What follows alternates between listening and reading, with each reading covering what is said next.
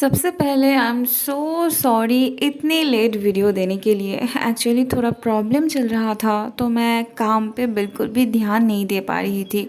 I hope तुम सब मुझे भूल नहीं गए होगे। वैसे मैंने काम ही ऐसा किया भूलने लायक। प्लीज़ मुझे माफ़ कर देना। प्रॉमिस तो नहीं कर रही हूँ पर कोशिश करूँगी अब से दोनों चैनल पे वीडियो देने की। प्लीज़ मुझे माफ़ कर देना तुम सबको इतना इंतज़ार करवाने के लिए। I love you guys. और मैंने भी तुम सबको बहुत बहुत बहुत बहुत बहुत ज़्यादा मिस किया। मेंग यहान की बात से एक ही शर्त पे राज़ी होती है और वो था काम पूरा होने के बाद यहान को उसकी विश पूरी करनी होगी। अब यहान बेचारा भी राज़ी हो जाता है बस उसके शियाओ के लिए। बाद में याजिंग और शियाओ मिलके मेंग को तैयार करने लगते हैं। तैयार होने के बाद सभी दोस्त मिलके बहुत उम्मीद के साथ बहुत भरोसा करके उसे विदा करते हैं।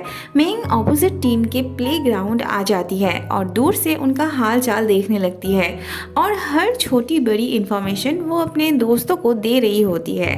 ऑपोजिट टीम की नज़र मेंग पे पड़ती है तो वो लोग उसे उनका फैन समझने लगते हैं। इनमें से ये लड़का तो मेंग से बात ही करने चला आता है। मेंग के साथ थोड़ा बहुत बात करने के बाद ये वापस चला आता है। वैसे इसे मेंग के बारे में पहले से सब कुछ पता था क्योंकि ये और मेंग एक ही स्कूल में पढ़ते थे। क्योंकि मेंग बहुत अच्छी खेलती थी तो ये उसे जानता था पर मेंग इसे नहीं जानती थी। इसे समझ में आ गया था मेंग यहाँ ऑपोजिट टीम की तरफ से स्पाई का काम करने आई हुई थी, इसीलिए वो उसे रॉन्ग इन्फॉर्मेशन देना चाहता था। वो अपने कोच से इस बारे में बात करता है तो कोच भी उन्हें उल्टा सीधा तरीके से गाइड करने लगते हैं मेंग को दिखाने के लिए ताकि मेंग इसे ही सही समझ के उन्हें बताती रहे।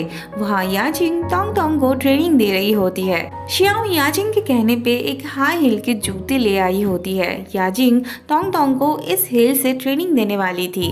तोंग तोंग इसे पहनने के लिए बिल्कुल भी राजी नहीं था। उसे बहुत एम्बेरस्ड फील हो रही थी पर याजिंग के डांटने पे और शियाओ की इमोशनल ब्लैकमेल करने पे तोंग तोंग राजी हो जाता है और हील पहन के प्रैक्टिस करने लगता है। अगले सीन में हम देखते हैं सभी मिलके मेंग के आने का इंतजार कर रहे होते हैं। मेंग आके सबको रिकॉर्ड किया हुआ वीडियो दिखाती है। सभी मेंग के लिए प्राउड फील करने लगते हैं। बाद में मेंग भी अपने तरीके से तोंग तोंग को ट्रेनिंग दे रही होती है। तोंग तोंग भी उसे देख के काफी अच्छा करता है। अगले दिन कंपटीशन में ऑपोजिट टीम कुछ अलग ही स्ट्रेटजी से खेल रहे होते हैं। तोंग तोंग की टीम के पास जो इन्फॉर्मेशन थी वो सब गलत साबित हो रही थी।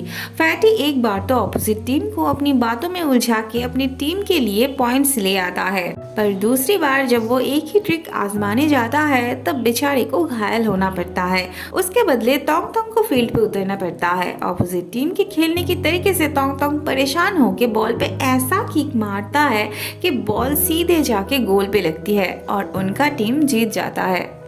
अगले सीन में हम देखते हैं फुटबॉल ग्रुप का हेडमैन चुनने के लिए वोट लिया जाता है जिसमें याजिंग का भाई और तोंग तोंग कैंडिडेट होते हैं और एंड में सबके वोट के आधार पे तोंग तोंग को हेडमैन के लिए चुना जाता है। अगले सीन में हम देखते हैं फैटी मेंग को बहुत प्यार से एक स्पेशल नी पैड गिफ्ट करता है। वही नी पैड वो यहान को गिफ्ट कर देती है।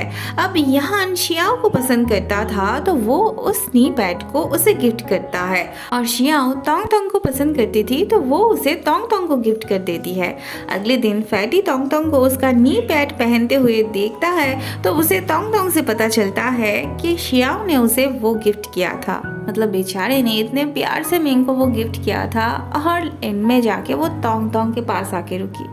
याजिंग का भाई बार बार शिंग शिंग के दुकान पे आता है स्पोर्ट्स का सामान खरीदने। चेंग जेन ने तोंग तोंग के पास भी इसी दुकान का चीज़ें यूज़ करते हुए देखा था तो वो शिंग शिंग के दुकान से स्पोर्ट्स का सारा सामान खरीदना चाहता था ताकि तोंग तोंग के पास इस दुकान से खरीदने के लिए कुछ भी ना बचे। शिंग शिंग भले ही दुकानदार थी पर उसे फालतू के खर्च बिल्कुल भी पसंद नहीं थी। खास करके पेरेंट्स के पैसे बर्बाद करना उसे बिल्कुल भी पसंद नहीं थी, इसीलिए वो उन्हें दुकान से बाहर कर देती है। चेंग जेंग का बार बार दुकान पे आने का एक और भी रीजन था और वो था शिंग शिंग। वो शिंग शिंग को पसंद करने लगा था। अगले दिन वो फूल वूल लेके शिंग शिंग के दुकान पे चला आता है। पिछले दिन के बिहेवियर के लिए वो शिंग शिंग से माफी मांगता है। शिंग शिंग चेंग जेंग के साथ बच्चों के जैसे ट्रीट कर रही थी जो कि उसे बिल्कुल भी पसंद नहीं आ रहा था। शिंग शिंग के मना करने पर भी चेंग जेंग साफ सफाई करने लगता है। शिंग को इम्प्रेस जो करना था उसे।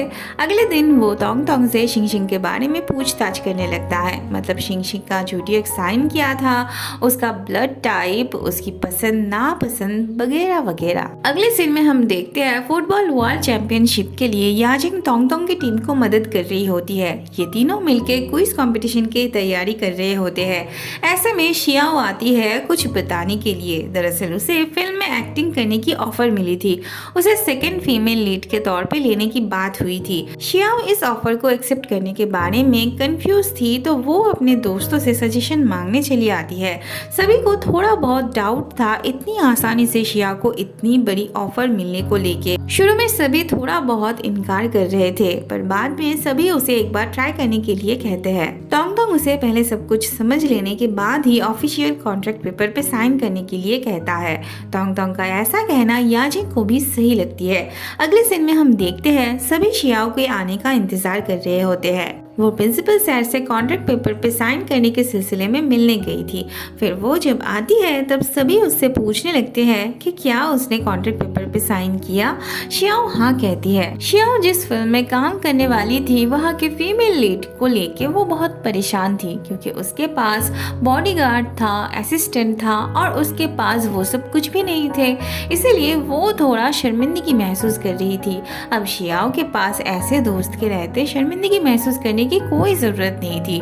वो लोग उसकी बॉडीगार्ड असिस्टेंट बनने के लिए तैयार थे, जिससे शियाओ बहुत खुश हो जाती है। शियाओ को स्क्रिप्ट दे दिया गया था, तो वो तोंग तोंग के साथ प्रैक्टिस करने की बात करती है। शियाओ की एक्टिंग देख के तो सभी रोने लग जाते हैं। अगले दिन शियाओ की शूटिंग होती है। उसके लिए ये सब पहली बार था, पर फिर भी डायरेक्टर उसकी बहुत तारीफ करते हैं।